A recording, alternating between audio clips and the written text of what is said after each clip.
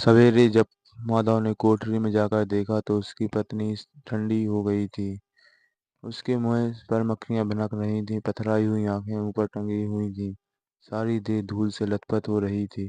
उसके पेट में जो बच्चा था मर गया था। माधव भागा हुआ घीसू के पास आया। फिर दोनों जोर जोर से हाय हाय करने लगे और छाती पीटने लगे। पड़ोस वालों ने यह रोना धोना सुना तो वह दौड़े आए और पुरानी मर्यादा के अनुसार इन नवाबों को समझाने लगे। मगर ज्यादा रोने पीटने का अवसर न था। कफन और लकड़ी की फिक्र करनी थी। घर में जो पैसा था इस तरह गायब हो गया जैसे चील के घोंसले में मांस। बाप बेटे रोते हुए गांव के जमींदार के पास गए। वह इन दोनों की सूरत से नफरत करते थे। कई बार इन्हें अपने हाथों से पीट चुके थे। चोरी करने के लिए वादे पर काम न आने के लिए पूछा, क्या है बे घिसुआ, रोता क्या है? अब तो तू कहीं दिखलाई भी ना देता। मालूम होता है इस गांव में नहीं रहना चाहता। घीसू ने जमीन पर सिर रखकर आंखों में आंसू भरे हुए कहा, सरकार, बड़ी विपत्ति में हूँ। माधव की घरवाली गुजर गई। रात भर तड़पती रही सरकार। हम दोनों उसके सराहने बैठे रहे। दवा दारू जो कुछ हो सका सब कुछ किया, पर वह हमें दगा दे गई। अब कोई एक रोटी देने वाला भी ना रहा मालिक। तबाह हो गए, घर उजड़ गया। आपका गुलाम हूँ। आपके सिवा कौन उसकी मिट्टी को पार लगाएगा? हमारे हाथ में जो कुछ था वह सब तो दवा दारू में उठ गया। सरकार की ही दया होगी जो इसकी मिट्टी उठेगी। आपके सिवा किसके द्वार पर जाऊं? जमींदार साहब दयालु थे, मगर गीसू पर दया करने वाले काले कंबल पर रंग चढ़ाना था।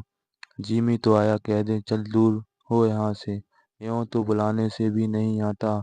आज जब अरज पड़ी तो आकर खुशामद कर रहा है, हरामखोर कहीं का बदमाश। लेकिन है क्रोध का दंड का अवसर न था। जी में कूदते हुए 2 रुपए निकालकर फेंक दिए, मगर संतावना का एक शब्द भी मुंह से ना निकाला। उसकी तरफ ताका तक नहीं, जैसे सिर का बोझ उतारा हो।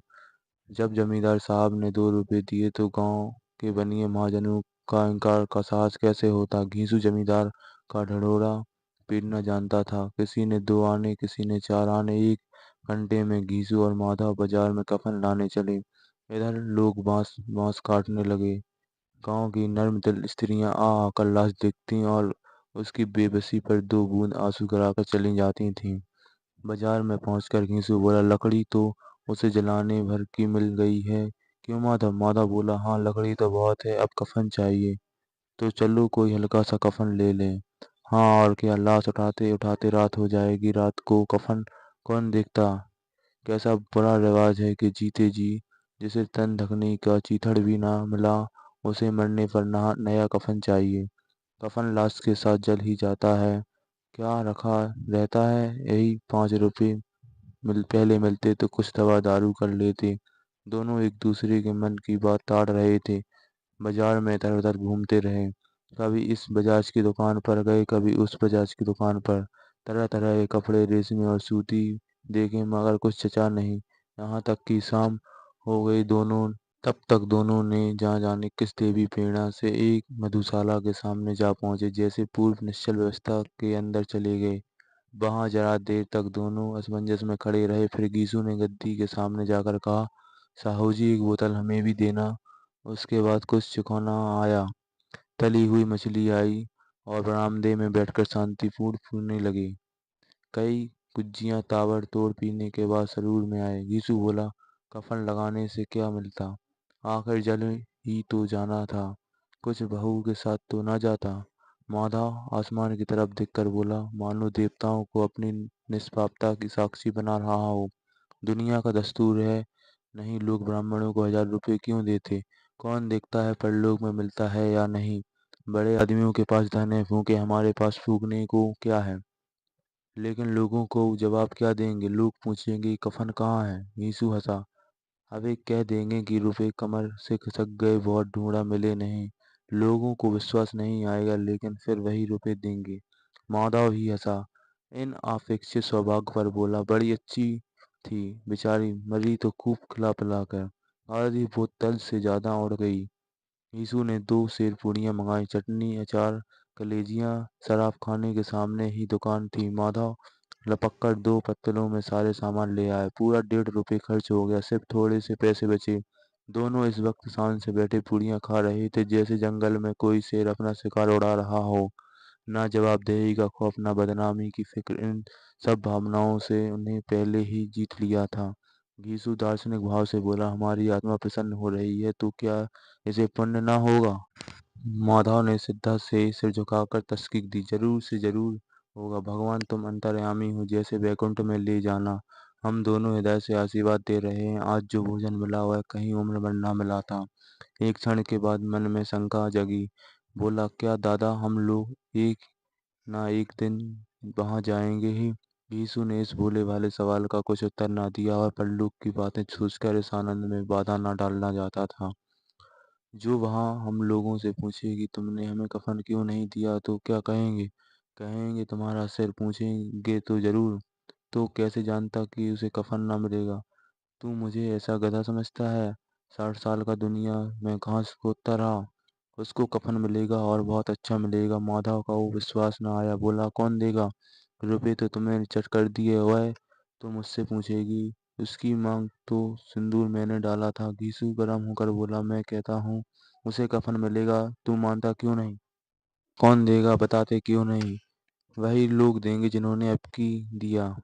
हाँ, अब की रुपए हमारे हाथ न आएंगे। ज्यों-त्यों अंधेरा बढ़ता जा रहा था और सितारों की चमक तेज होती थी। मधुशाला की रौनक भी बढ़ती जाती थी। कोई गाता था, डींग मारता था, कोई अपने सगी संबंधी को गले लिपट जाता था, कोई अपने दोस्त के मुंह में कुल्हड़ लगा देता था। वहाँ के वातावरण में सुरूर था। हवा में नशा। कितने तो यहाँ आकर एक चुल्लू में मस्त हो जाते थे। शराब में से ज्यादा तो यहाँ की हवा उन पर नशा करती थी। जीवन की बाधाएं यहीं खींच लाती थीं, और कुछ देर के लिए यह भूल जाते थे कि वह जीते हैं कि मरते, या ना जीते ना मरते। और यहाँ दोनों बाप बेटे अब मजे से लेकर चुस्कियां ले रहे थे। सबकी निगाह इनकी ओर जमी हुई थी। दोनों कितने भाग्य से धनी हैं कि पूरी बोतल बीच में है। भरपेट खाकर माधव ने बची हुई पूरियों को पत्थर उठाकर एक भिखारी को दे दिया, जो खड़ा हुआ इनकी ओर भूखी आंखों से देख रहा था। देने के गौरव, आनंद और उल्लास को अपने जीवन में पहली बार अनुभव किया। यीशु ने कहा, ले जा, खूब खा और आशीर्वाद दे। बीवी की कमाई है। वह तो मर गई, मगर तेरा आशीर्वाद उसे जरूर पहुंचेगा। रोए रोए से आशीर्वाद तो बड़ी गाढ़ी कमाई है। माधव ने फिर आसमान की तरफ देखकर कहा, वह बैकुंठ में जाएगी दादा, बैकुंठ की रानी बनेगी। गीसू खड़ा हो गया और उल्लास की लहरों में तैरता हुआ बोला, हाँ बेटा, बैकुंठ में जाएगी। किस को सताया नहीं, किसी को दबाया नहीं। मरते मरते हमारी जिंदगी में सबसे बड़ी लालसा पूरी कर गई। वह ना बैकुंठ जाएगी तो क्या है, मोटे मोटे लोग जाएंगे जो गरीबों को दोनों हाथों से लूटते हैं, और अपने पापों को धोने के लिए गंगा में नहाते हैं, और मंदिरों में जल चढ़ाए जाते हैं। सिद्धार्थलुता का यह रंग तुरंत ही बदल गया। आज तथा के नशे में खासियत है। दुख और निराशा का दौर हुआ। माधव बोला, मगर दादा, बेचारी ने जिंदगी में बड़ा दुख भोगा, कितना दुख झेल कर मरी। वह आंखों पर हाथ रखकर रोने लगी। चीखें मार मार कर घीसू ने समझाया, क्यों रोता है बेटा?